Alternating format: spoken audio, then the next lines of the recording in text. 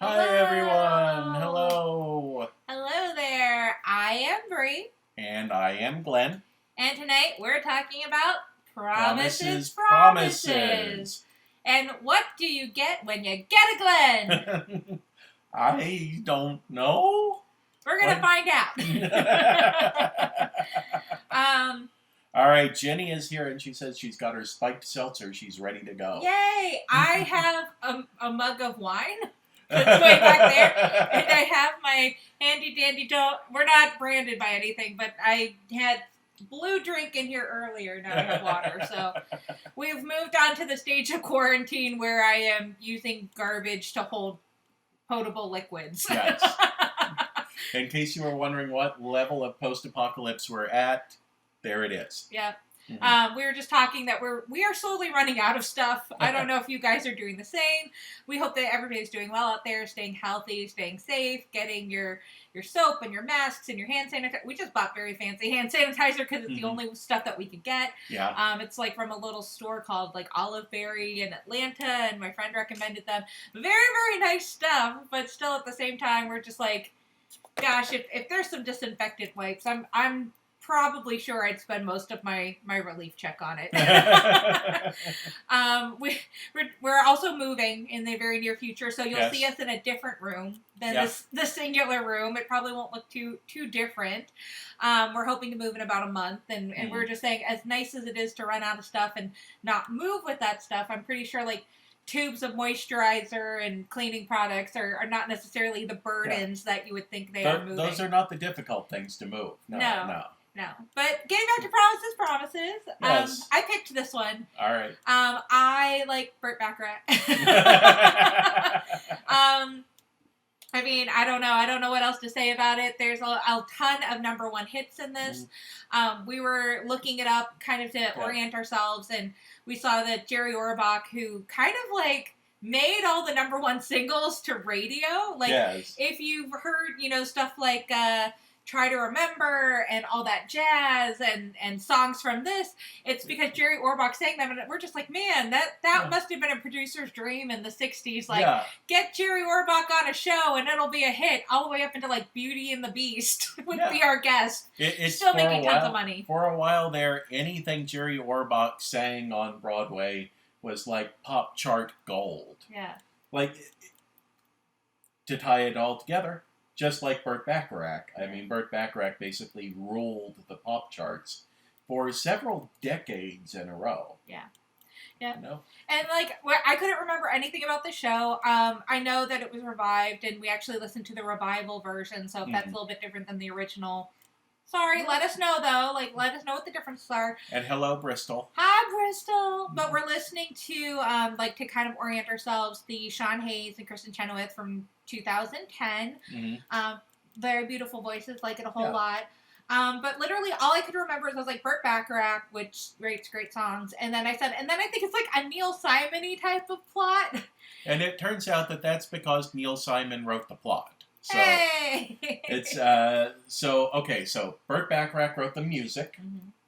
And apparently did the arrangements as well. The lyrics were by Hal David, who is a big, like, Broadway name. And Neil Simon wrote the book, the script. Produced by David Merrick. Yes, produced by David Merrick, who was huge on Broadway. One of those guys with the golden touch kind of things, basically. So anyway, if you think of your favorite Neil Simon play, Boy Meets Girl, Boy Loses Girl, it's the same exact thing. I don't think that we're going to come up with any outstanding revelations in this, and I think probably we're going to miss a lot.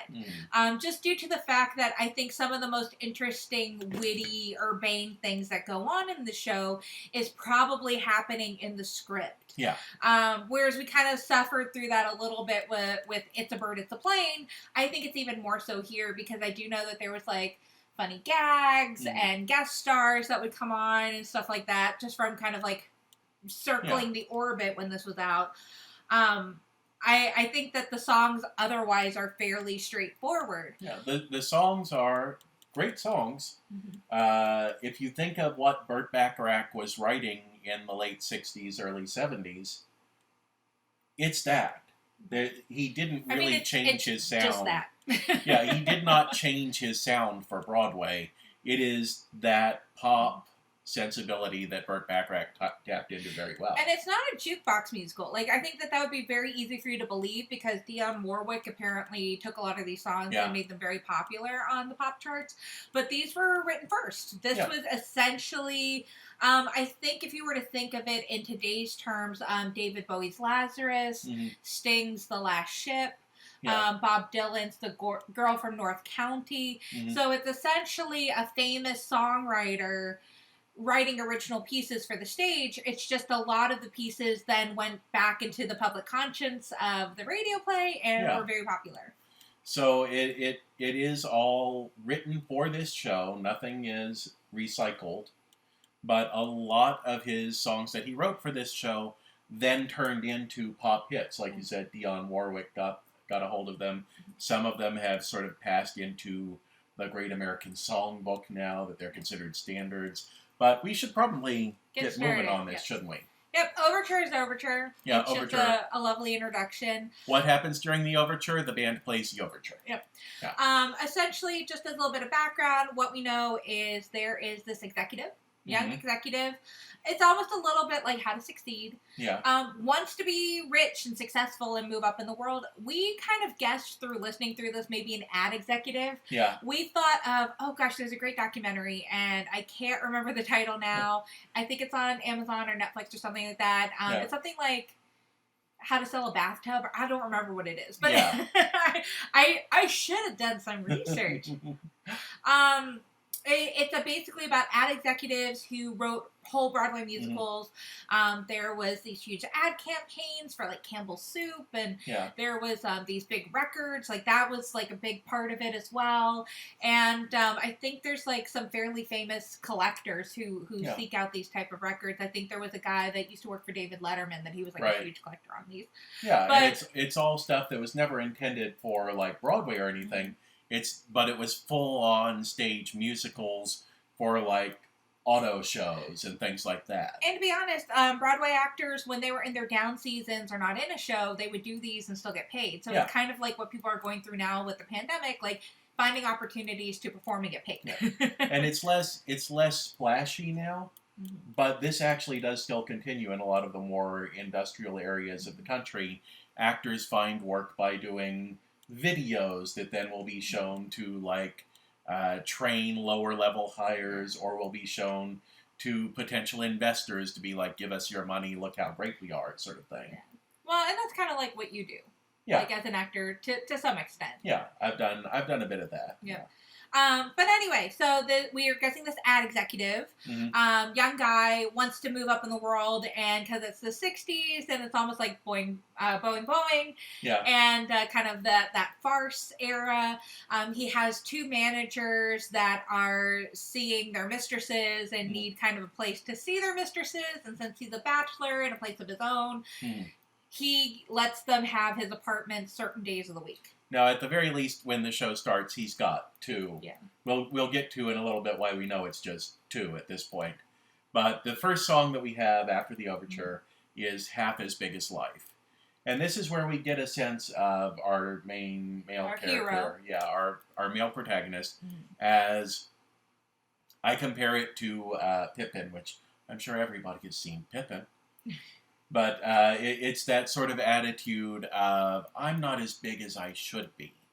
Why, when I have so much untapped potential, have I not become as big as I should be? Yeah, a bit of an introduction, a bit of an I want. Yeah. You know. And it's just like, I mean, like, all these are pleasant songs. I mean, there's no real offensive songs, there's a confusing song later, but... Yeah. And then we have Grapes of Wrath, which is an instrumental. We kind of pictured it as this is, like the music that plays as the executives are walking into the office. Yeah. So we get to see how everybody reacts to the big bosses coming through, sort of thing. Yeah. But that leads us into the song where we say, hey, Lola has joined us.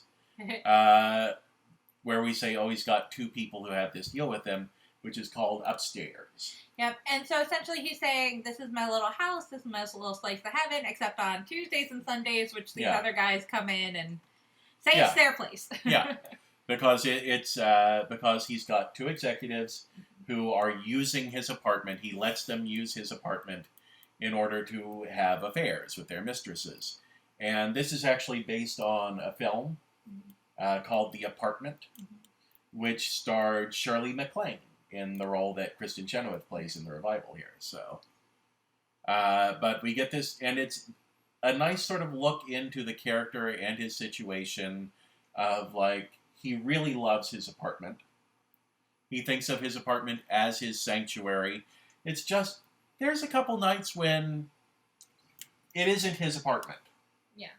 And this is kind of like what he has to do in order to be successful. Right. So I think, like, that's kind of the thing is, it's not necessarily this, like, moral ambiguity type of thing. It's more or less, this is what my bosses need. I can provide it for my bosses. This is going to help me move up the ladder. Yeah, you know, who hasn't made some concessions about what they'd rather be doing so that they can get ahead or make some money? Yeah, it establishes the relationship as basically, it's kind of an inconvenience that his bosses take over his home 2 nights a week. But the fact that they do that is what allows him to have a home like that for the other 5 nights a week. So, so it's all about that sort of trade-off and establishing how that trade works. All right, so then we get into You'll Think of Someone. And it's the boy meets girl moment. Yes. So, you know, girl kind of comes in, and you can tell, like, they've known each other for a while, but she's trying to get him to ask her out. Yes. And he is trying to ask her out, but always chickening out at the last second. And I will say that mercifully for this show, it only lasts for 1 song. Yes, and I also say, like, what's also nice about these songs and why they kind of lend themselves so nicely to pop, they're only, like, 2 to 3 minutes. Yeah. They are not long songs. So, like, you look at the big track and you're like, oh my gosh, there's, like, 25 songs here, and most of them are a minute. No, it's Burt Bacharach knows his pop music forms. And it's like, yeah, you got 16 bars, 8-bar chorus, 16 bars, bridge, chorus, out. And not a lot of reprises, which is kind of nice, because a lot of times, like, I love me some Teen Beach Movie, Disney. Don't get me wrong. I love me some Teen Beach Movie. But if I have to hear, when it's meant to be another time, I'm going to go bananas. It's like 4 reprises. I mean, we saw that last episode with Superman, that we had like 4 reprises in the course of the show, and there wasn't that much music in the show for you not to get bored listening to that. Yeah. But anyway, we have You'll Think of Someone, which ultimately ends with her finally giving him enough of a clue that he's finally able to say, you know, maybe you should find someone like me. Oh, what? Yes, I think you're right. Let's go on a date. Oh, wow. That worked out so well. I had absolutely no signals telling me this was going to be successful. And then it goes on to... It's Our Little Secret. Which is, like, between him and one of the executives. Yeah. I get the sense from listening to this song that this is, like, the big cheese. This is the muck-a-muck. Because he is the... because we see executives come into the songs a little bit later. But he is the one who really seems to have this deal locked down. Because sort of the sense we get from this song, It's Our Little Secret, is that this is our main character starting to say, hey, you know, this arrangement we've got. I'm seeing a girl. I kind of need my place. I'm seeing this girl. We're just getting started on our relationship. I kind of want to, you know, have my place to be able to say, let's go back to my place.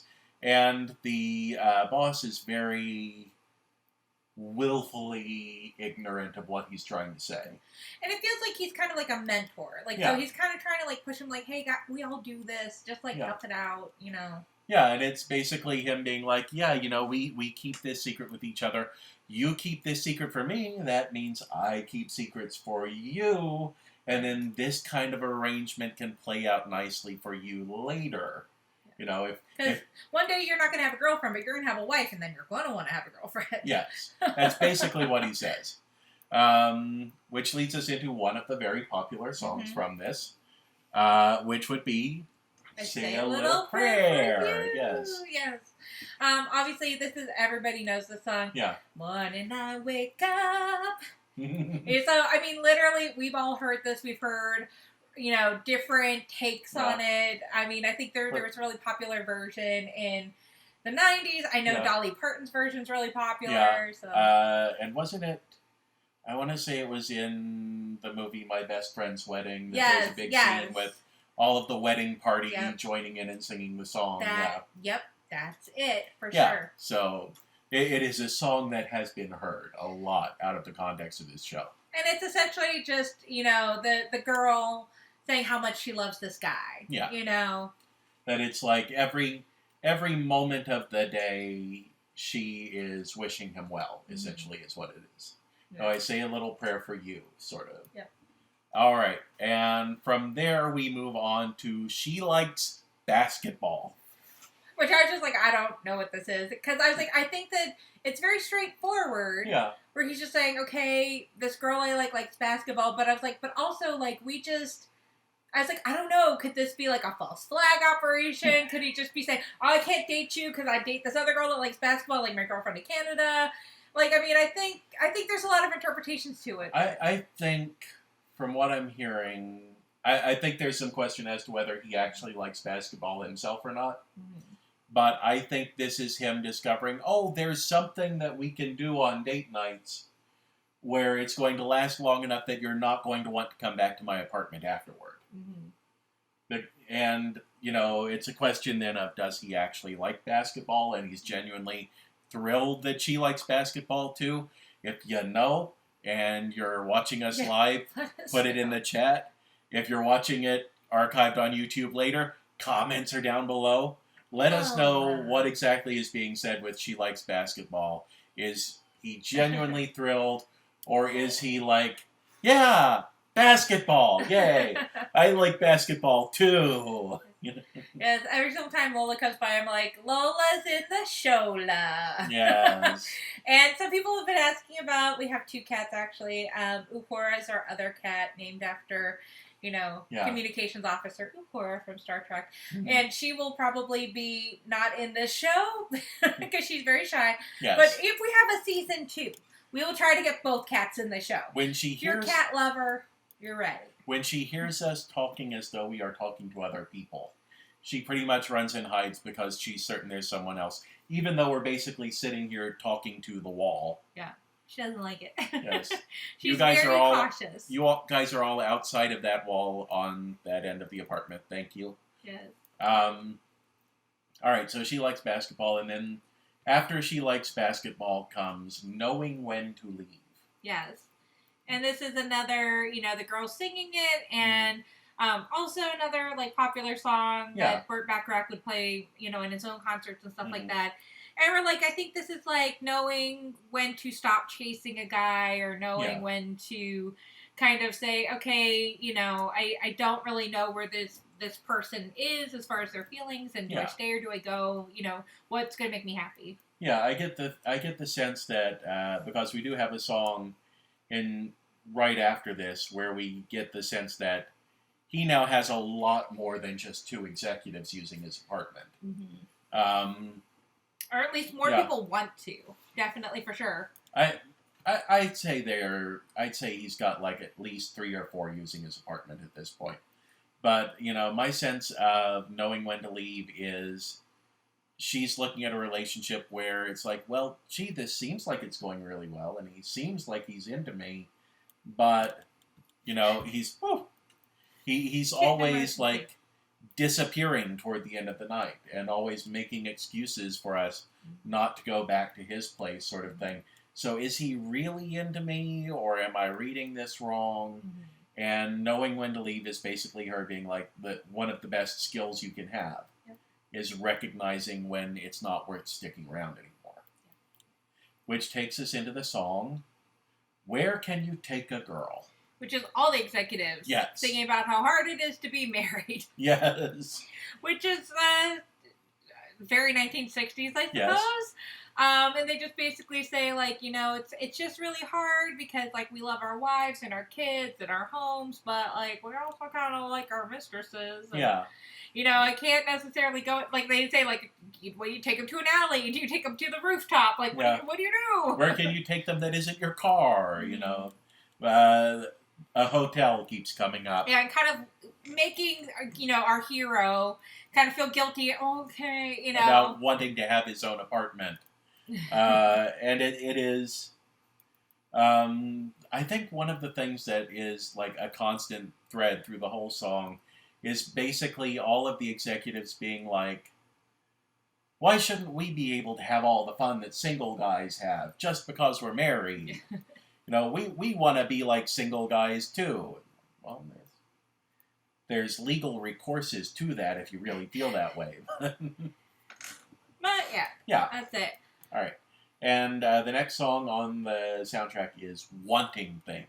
Which is by the Bigwig. Yeah, it's the big boss again, the guy from It's Our Little Secret.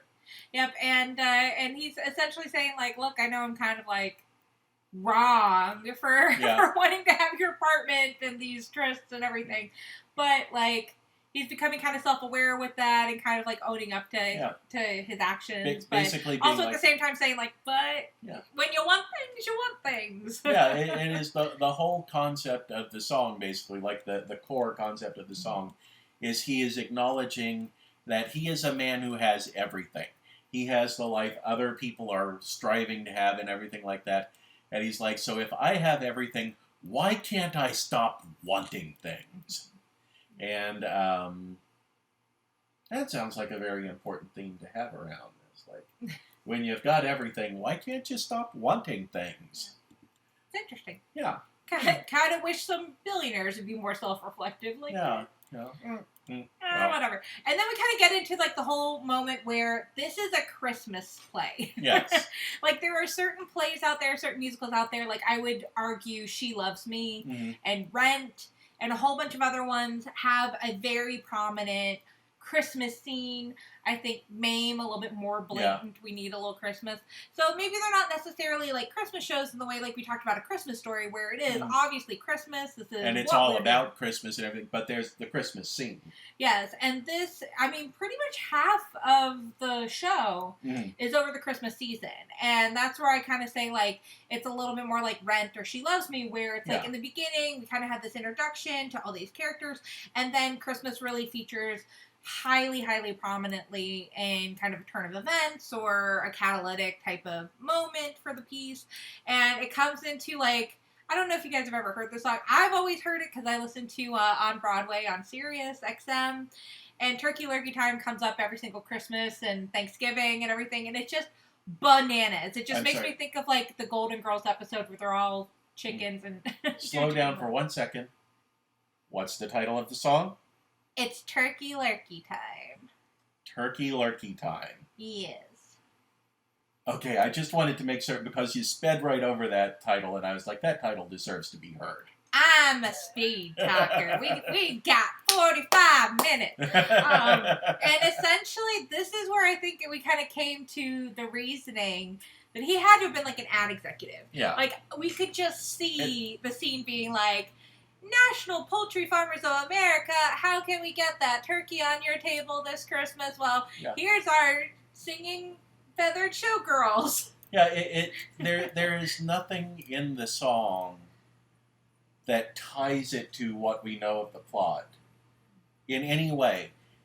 What it sounds like is the Stan Freberg commercial he made for the Great American Soup, where it's just suddenly this huge number that is about it's Turkey Lurkey Time.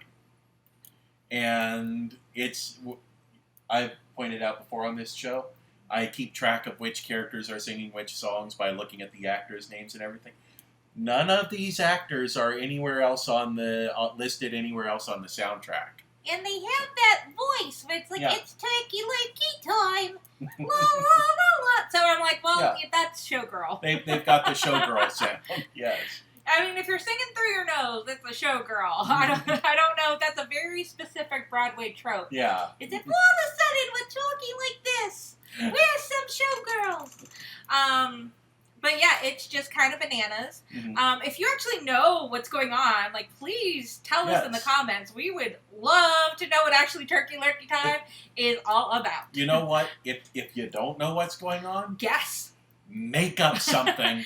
Make up something amazing and put it in the comments on the YouTube version. Ooh, that could be our contest so that we can send you guys our shirts.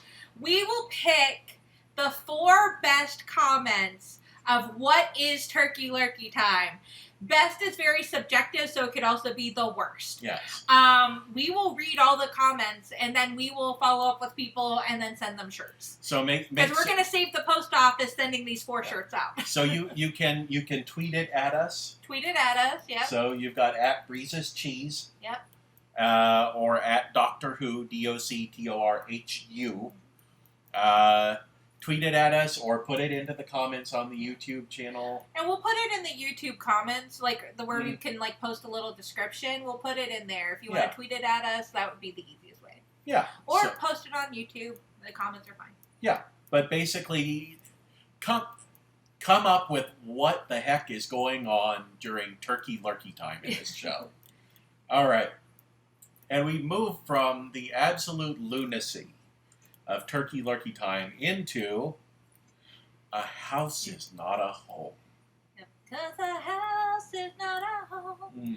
Where it's like, I mean, it's very, very maudlin, very sentimental, where it's literally, you know, the girl being all by herself on Christmas, and she's very sad, and he's not there. And we were talking when we were listening to this song, we're like, oh, you know what context would make it sound even, like, more sad? So it's like, it's sad because she's at home alone on Christmas while he's, like, working late at the office. Pitching Turkey Lurkey Time. And also, what if they just moved in together? So now she's at home alone in the apartment she could never get into. And he's working late at the office instead of at the apartment with her. Because this means he can get that big promotion, and he can move from young executive to mid-level executive, whatever. Yes. All right, which then, that ties very nicely into the next song, which is A Fact Can Be a Beautiful Thing. Which is like, we think a very drunk secretary is hitting on him. Yes. And he's like, ooh. Yeah. And he's into it. He is very receptive to the drunk secretary hitting on him. But there's a lot of, you know, we're here late at night together sort of thing going on. And lots of musical breaks, instrumental breaks where you just hear an occasional like, woo! Sort of thing. So, yeah. I've got to say, this is the part of the show with the biggest mood swings. Yes. Because we had Turkey Lurkey Time, which was absolutely ridiculous, and Ginny points out Turkey Lurkey Time was on Glee as part of a mashup, apparently. Oh my gosh! Okay, we're going to have to find that episode. Yes. I'm into it. So you move from the absolute ridiculousness of Turkey Lurkey Time into the maudlin A House Is Not a Home, into wild, drunken, flirting, A Fact Can Be a Beautiful Thing. Bristol says that they keep losing picture and sound. Oh, no! So that happens sometimes with technology, guys. I really wish we could help you out with that. I feel like we are in a really bad location. I know we struggle with this, and we're hopefully in the new place. We'll be able to move in late April, early May. We'll have a little bit better. We're kind of in a large complex. Yeah. And we had snow, and I'm sure you guys did as well. And so we're very, very sorry that this is not great. We're going to always keep streaming, but just remember, YouTube won't have any problems. They'll just have kind of strictly what we're saying now. YouTube is recording from our computer, not from the stream. So, right. Yeah. So we're sorry. We love you. Thank you for being here. We love you. Thank you for tuning in. But anyway, as I was saying, you go from A House Is Not a Home, which is maudlin and sad, into A Fact Can Be a Beautiful Thing, which is wild, crazy, drunken flirting. And then from A Fact Can Be a Beautiful Thing, you go back to the female main character for whoever you are, I love you. And we just feel like this is like, you know, the heartbreak and saying like, you know, but like, I don't, like if you're a young lover, like, you know, I wish I could kind of be you. And I love who you are, what you stand for. And it is, interestingly enough, given another song that's coming up in a bit, that's another famous song, this is sort of the I Still Believe in Love song. And like even like I still believe in you, but my heart has been broken, sort of thing. And then from that we go into Christmas Day, which is an ensemble piece. Yeah. It's the entire ensemble basically doing chatter around, hey, it's Christmas time. Yeah. So this is like, She Loves Me? With there's a big musical number that's just the shop like counting down to Christmas. One day to Christmas. One day to da-da. Yeah, where it's basically just showing how crazy things get around Christmas. And then we have a reprise, one of the few reprises of this soundtrack. By the gentleman this time. Yes. And that's kind of been like, I mean, in their reprises, that's what they tend to do. Yeah. The heroine sings it, then the hero sings it, or vice versa. So the hero gets a chance to sing A House Is Not a Home. Realizing I made a big mistake. Yeah. I feel really bad. I miss her a lot. And, and it contrasts very nicely to Upstairs, just Upstairs, where that song was all about how much he loved his apartment, and his apartment was his castle and everything. And this is him starting to be like, maybe I'm sacrificing the wrong thing in order to have this comfort, have this house. All right, let's see. Bristol says they're going to tough it out, but they will catch us on YouTube. All right, we love you, Bristol. Yes, we love you, Bristol. So A House Is Not a Home. And then we have another sort of confusing song for what's going on here. Yeah, I mean, there's no young pretty girl singing, but it's called A Young Pretty Girl Like You. It sounds very much like getting drunk and drowning your sorrows, and it sounds like an older gent and our hero. It is, I believe, one of the executives we heard before. Let me see. No, it's a new actor. He's not in the previous executive scenes. Yeah, to me it just sounded like a hero goes to a bar, meets a drunk guy at the bar. And I think that some of it is them, like, getting drunk together, flirting with girls at the bar, maybe. But also there's an element to it that it sounds like this is our hero starting to be like, this guy's kind of being ridiculous. Why would I want to sound like this guy in 10 years, sort of thing? And Jenny says, oh, the Glee video? Yeah. I think Jenny says she shared the Glee video to you on Twitter. Yay! So. Oh, good. I'll watch it. All right. And now my favorite song that gets stuck in my head all the time is I'll Never Fall in Love Again. Yes. It's like 5 minutes before the show, I'm like, what do you get when you got a gland? I love the song. I don't know. There's just something about it. Very easily stuck in my head. Really fun to sing. And the I'll never fall in love again. I mean, it's just like, it's very automatically deflating almost. But it's got that it's one of the great lyrical twists in pop music to me, which is the, what do you get when you fall in love? You only get tears and pain and sorrow. So for at least until tomorrow, I'll never fall in love again. It's one of those, I'm getting very worked up here, as you can tell. It's one of those masterful moments that Burt Bacharach knows exactly what he's doing lyrically and musically and with the rhythm and everything, that it is that perfect moment of the whole song is about love is pain, I don't want to fall in love, and then that one phrase being like, I totally know I'm going to fall in love again. Yeah. And that's what's really lovely is I think if you're going to do a reprise, do it kind of this way, because they had I'll Never Fall in Love Again being really sad the first time.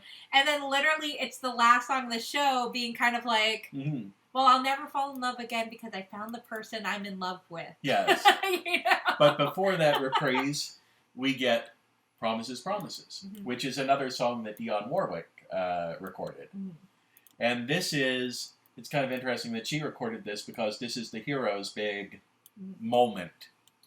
This is the moment song of basically being like, I have made so many promises to so many people that I regret, that have gotten in the way of me living my own life. At this point, I'm not making these promises anymore. Yeah, it's really kind of weird because I feel like it's almost like his first song and his last song is really like that come full circle type of moment. And I don't think you have that in a lot of Broadway shows. No. I think things are really left very open-ended, and this is very neat. Like, it's a very neat little tied-up package. Like, he wanted to do great things. He realized at the end, living for other people in kind of this, like, negative way of promising was not getting him to do big things. Yeah. He wasn't getting to do big things, and in fact, he was missing out on all of the big things he really wanted in his life. Yep. Yeah. So, and that takes us right through, like we said, there's a reprise of I'll Never Fall in Love Again, which is happier.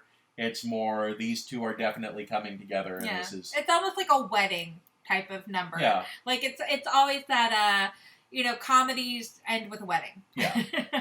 It's the relationship is moving forward from this point after this song is over. And it's, and that's the entire soundtrack. That's it? Yeah.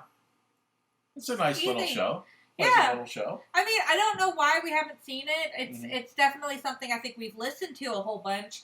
I just don't think we've ever really had an opportunity to see a filmed version or to see it on stage. And I can kind of see why they don't do it on stage, because what kind of makes this revival on Broadway so successful is you have these two big names. Yeah. So you have Sean Hayes and you have Kristen Chenoweth, and you have people kind of coming in to see these folks. I think it would be a lot harder as a community theater to tell everybody, well, you're basically ensemble. Yeah. You don't get to sing a whole lot because it is kind of these two people mostly singing. Yeah. And, I don't know. I was like, I don't know why we have not seen it. I think part of it is that, and I think also when you get into the realm of executives and things like that, community theaters have a problem with that kind of play. Yeah. Because community theaters tend to be serving smaller areas instead of larger cities. And there's always, a big problem with, men versus women. You always have a ton of women who are available to do it. A big gang of older guys like this would be hard. Yeah. Especially a big gang of older guys like this who could all sing really well. Yes. I'm sure that they're out there, and I've definitely been members of community theaters that can definitely do that. But I remember, history time. So before Newsies was a real musical, me and my friends got together in high school and wrote Newsies the musical, how we would do it based on the piano score we had. And we made all the dads be Pulitzer and Hearst and everybody. So it's that's kind of how I think a lot of groups get around it, right? You could do it, but then it's all these dad number one and dad number two. But I think it is there is a tendency. I'll hold on. Let me get my brain in line here. I think of hearing Rick Ross talk about how the Barter picks its plays. And one of the things Rick Ross said is, Rick Rose, Rick Ross is the rapper. Richard Rose, a.k.a. Rick Rose, was the head of the Barter Theater for a long time. I'm alive. Yes. And Rose used to say that when they were selecting plays to do at the Barter, he said, we get a lot of people who say, oh, you guys should do... Barefoot in the Park, or you should do Rent, or you should do... And he said, we usually pass over those plays because he said, we're the Barter Theater. He's we're in Abingdon, Virginia. We're the State Theater of Virginia. He's people come to our theater from all around. He said, people from New York don't want to come to Abingdon, Virginia to see Abingdon, Virginia put on a show about New York. They come to Abingdon, Virginia because they want to see us do a show about Abingdon. Or they want to see us do a show about rural Ireland. They want to see us do a show that reflects what they think of as our small town life. And I feel it's not just city people coming into a smaller community, but the community tends to want to look for stories that reflect its own experience back at it. So a show like Promises, Promises, which sounds very, very New York, seems like the kind of live show that really only finds an audience in New York. I think it's also really hard with the time jump as well because, like, I mean, if we're talking about Rent, right? Yeah. Rent was very much like, this is a musical of its day, and now it's a period piece. And I feel like this is really similar. I'm sure in the 1960s when this was up on Broadway, gosh, I relate to this. I relate to these guys. And I feel like even like us kind of like setting the premise, it's like, well, here's this apartment so that we can all cheat on our wives. We're kind of like, I don't know how relatable that is in 2020. I mean, it definitely is to have it revived in 2010, but it still is very much a period piece. But part of it too is the whole thing of relatable content and things like that is that when you look at Rent has started to make its way out into community theaters in the past few years, and it's being done in a lot of smaller towns and things like that now. But Rent is ultimately about people who can't afford the life that they're living. And I feel like that's a very relatable thing for even smaller communities is, you know, we have a trash can that we're burning paper in because our heat got shut off. We didn't have enough money to pay the heat. But, like, I also feel like there's a different generational thing kind of going on here because, like, when we moved to Central Virginia, they were doing Rent here, and they were already saying, well, we don't like these people because they're very privileged, and this character is really problematic, and they don't treat this character well. And so I think that even, like, the younger generations coming up are seeing it as, like, ooh, I wouldn't even write that today, kind of in the same reaction I think that we kind of had to, like, this is the cheat on your spouse apartment, you know? Where it's like, oh, don't be such a, you know, product of your time. Because I mean, also with Rent, like, I remember being a young person in the late 90s, and, like, the worst thing you could ever possibly do, and why Mark Cohen was such a hero, was don't sell out. Yeah. Don't sell out. Be an artistic genius. Do what you want to do. And I think after we all lived through the Great Recession in 2008, we're like, we'll sell out. Give us money, please. We'll do whatever you want. Think of the ending of the movie Reality Bites, where this character's been filming a documentary, like, on his handheld camera and everything. And at the end of the movie, he, like, sells it to MTV. And everybody's like, oh, you sold out selling to MTV. And he's like, no, I didn't. They just gave me money. It's still my work. And then he attends the screening, and at the end, they've, like, edited the end of the movie to make the big message. There's one thing that's important to all of us, and it's pizza. And then they flash the Pizza Hut logo up on the screen and everything. And that was, in the 90s, we didn't know what privilege it was. Yeah. To look at a scene like that and be able to be like, shouldn't have sold out. Should have maintained your artistic integrity. And of course, now it's like, Pizza Hut wants one of my songs? Pizza Hut can have one of my songs. I will take that Pizza Hut money. And I think that we're seeing that a lot with what the industry is today on Broadway is, you know, it's not necessarily such like a dirty thing to be an artist to say like, well, I'll adapt this movie that producers want me to, because things are such huge investments. Nobody wants to lose any money. So, you know, I really like the work of Joe Iconis, and I have a lot of his soundtracks. And there's this album that he made with George Salazar, who was Michael Mell on the Broadway version of Be More Chill, called Two Player Game, and he has all of his songs that were pitched as ideas for these movie musicals but never produced. And so there's one from like Psycho, there's one from The 40-Year-Old Virgin, and they're all like really great songs. And I feel like, you know, in the 90s this definitely would have been like, oh, that's selling out, like, no, do your own thing, create original work. But there's not a lot of room for original work nowadays. So it really is kind of unique and special when something that's just kind of germinated 10 years ago, something like In the Heights or Bright Star or Hadestown, where they kind of all started at this like album or germination or an idea, and then took 10 years to bring to Broadway, you know? Yeah, and it's, there goes Lola again. I highly recommend that Joe Iconis album, Two Player Game. Just, the entire album is great, but 2 tracks alone, for me, are worth the price of admission for it. And one is the Psycho song. Norman. Which is Norman Bates singing We All Go a Little Mad Sometimes. And the other one where I'm like, oh, this is Oh, we're dead. Oh, our signal may have been lost. Oh, cliffhanger. But we'll go ahead and we'll finish out because, hey, this is going up on YouTube. Yep. The other one to me that is just like, I love the song, is the American Buffalo.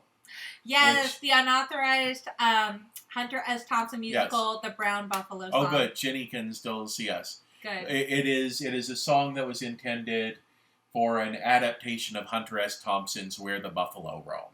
Yes.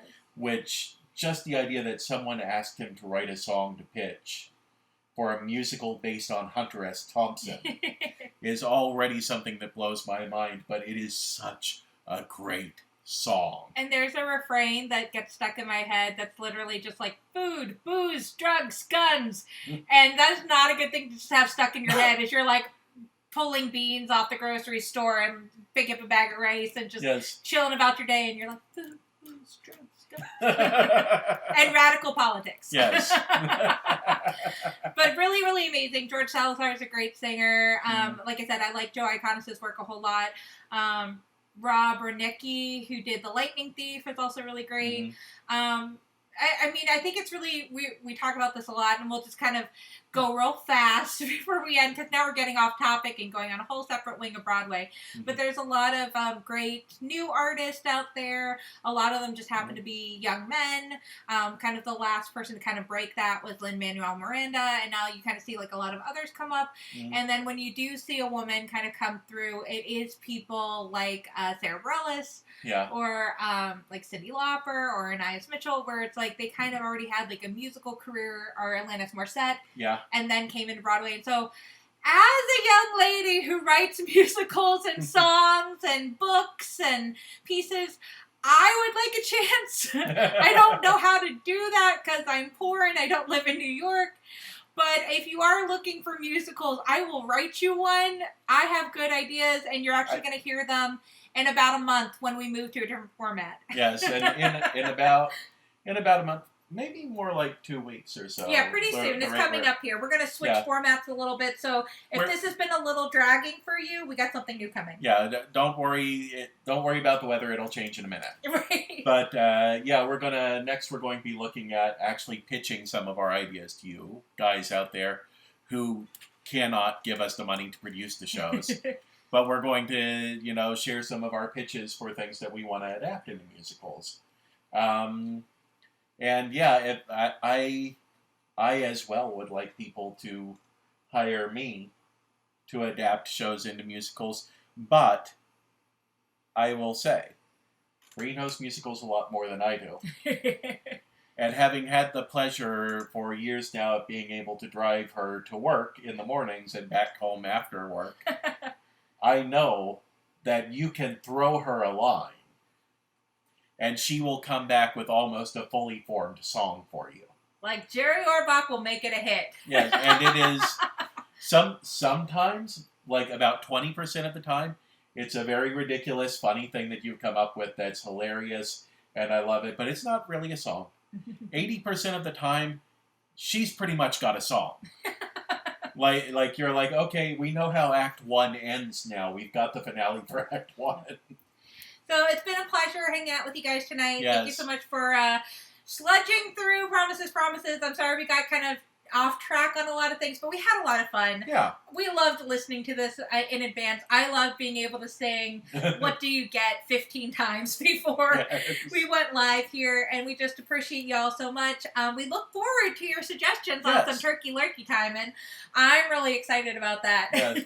Like we said before, tweet it at us on Twitter. At Doctor Who, DOCTORHU. And I'm Breezes Cheese at BRISUSCHEEZ. Yes, tweet it at us. Let us know what you thought was going on during Turkey Lurkey Time. Or if you're watching this on YouTube, drop it into the comments below. We'll take a look at the comments. And Jenny, it was wonderful seeing you here with us. Wonderful seeing you, Bristol. Sorry you had trouble with getting our video through. But we love you all. Go out there. Don't go out there. Don't go out there. Stay safe. Stay inside. Stay Wash your safe. hands. We'll send you soap with those shirts. Socially distanced. Get masked. Take care of yourselves. because we're not there to take care of you, okay? So until Saturday, love you guys. Bye. Bye.